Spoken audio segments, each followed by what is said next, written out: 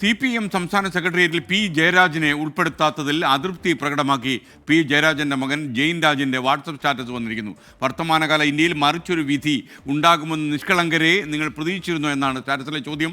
അതിനിടെ പി ജയരാജനെ പിന്തുണച്ച് സമൂഹ മാധ്യമങ്ങളിലും പോസ്റ്റുകൾ പ്രത്യക്ഷപ്പെട്ടു. അഭിജിത്ത് മുഴക്കുന്നു കണ്ണൂരിൽ നിന്ന്. അഭിജിത്തെ പറയൂ. Good morning. ഇപ്പോഴില്ലെങ്കിൽ പിന്നീടില്ല എന്ന നിലയിലായിരുന്നു പി ജയരാജൻ്റെ സെക്രട്ടേറിയറ്റിലേക്കുള്ള പ്രവേശന സാധ്യതകൾ. ജയരാജന് 72 വയസ്സാണ്. അടുത്ത സമ്മേളനത്തോടുകൂടി അത് 75-ലേക്ക് എത്തും.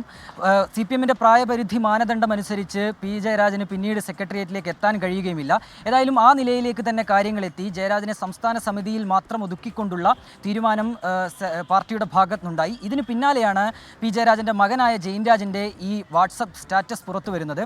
ഈ സ്റ്റാറ്റസിൽ എം സ്വരാജിൻ്റെ പഴയ ഫേസ്ബുക്ക് പോസ്റ്റാണ് ഉൾപ്പെടുത്തിയിട്ടുള്ളത്.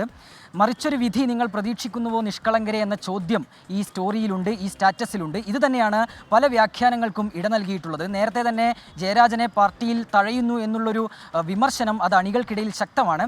അത് പ്രകടമാക്കിക്കൊണ്ട് പരോക്ഷമായ രീതിയിലെങ്കിലും പ്രകടമാക്കിക്കൊണ്ടുള്ളതാണ് ഈ ഫേസ്ബുക്ക് പോസ്റ്റ്. ഏതായാലും ഇക്കാര്യത്തിൽ പി ജയരാജൻ്റെ ഒരു പ്രതികരണം വന്നിട്ടില്ല. അദ്ദേഹം സമ്മേളനത്തിന് ശേഷം കണ്ണൂരേക്ക് തിരിച്ചെത്തിയിട്ടുണ്ട്.